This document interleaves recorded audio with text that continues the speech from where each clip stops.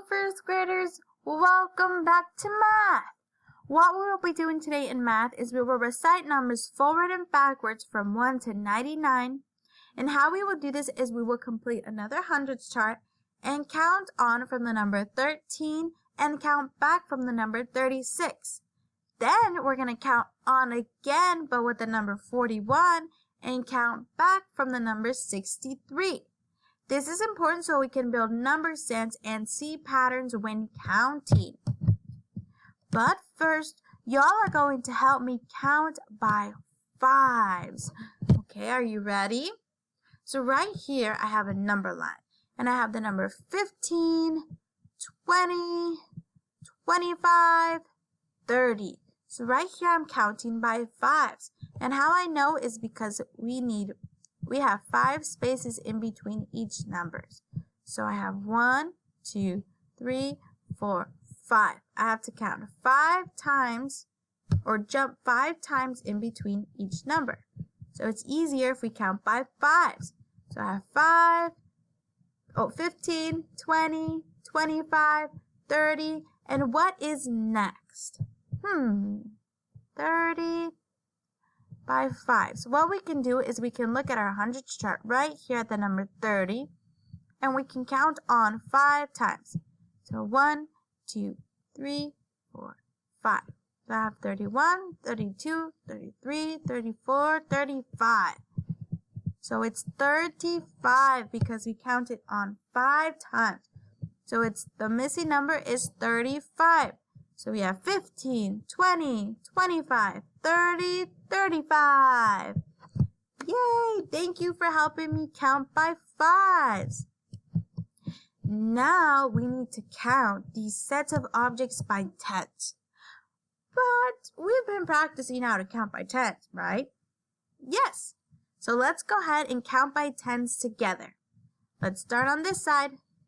10, 20, 30, 40. So how many buttons do I have?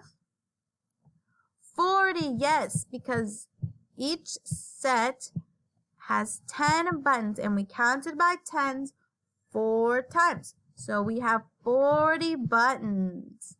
Awesome job. Now let's go ahead and look at our hundreds chart. And look at our hundreds chart and review the 2 important rules that we've been learning.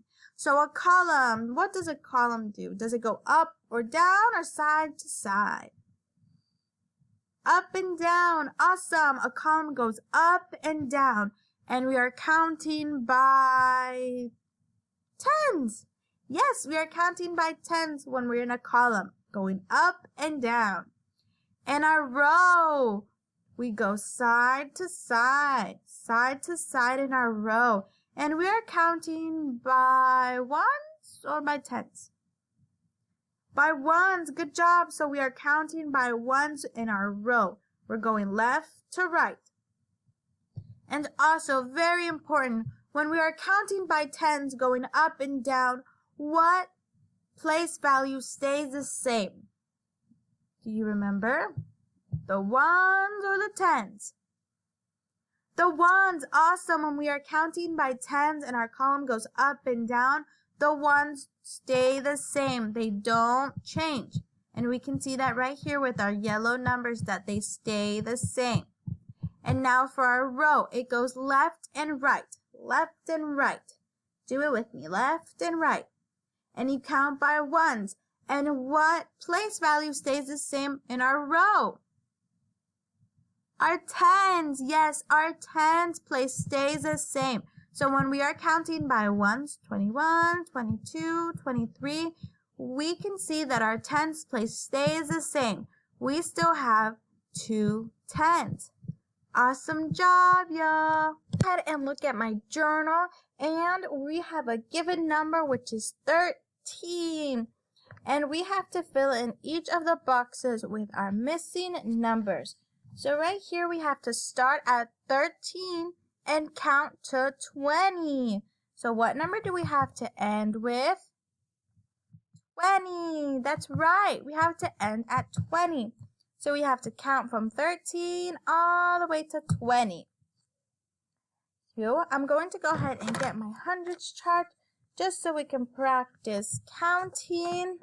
And I'm going to go ahead and circle my number 13 on my hundreds chart, just so I know where I'm starting. So I'm starting right here, my number 13, and I'm going to count all the way to 20. So I have 13, 14, 15, 16, 17, 18, 19, and 20. So I have 13, 14, 15, 16, 17, 18, 19, and 20. So now that I have practiced counting on from 13, I can fill in my squares, my boxes, sorry. So I have 13, and then I'm going to put 14, 15, 16, 17, and what comes after 17? Can you tell me what comes after 17? 18, awesome. 18, 19, and 20. So I counted on from 13 all the way to 20.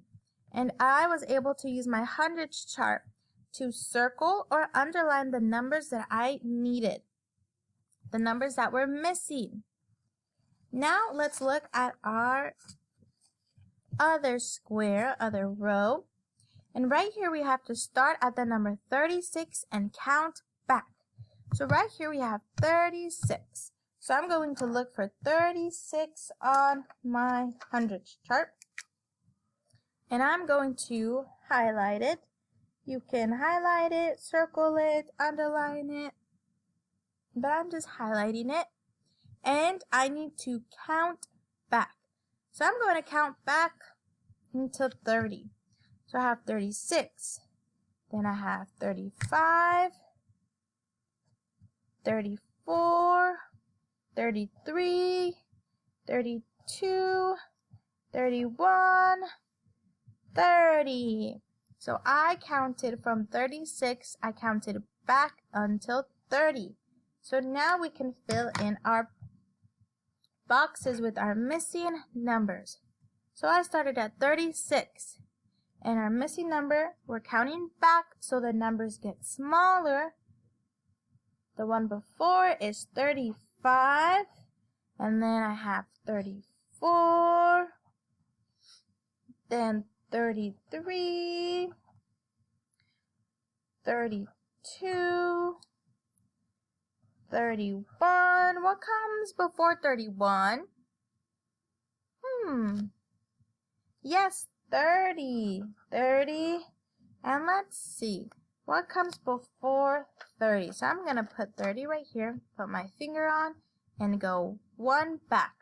And that number is 29. So the number that I'm missing here is 29.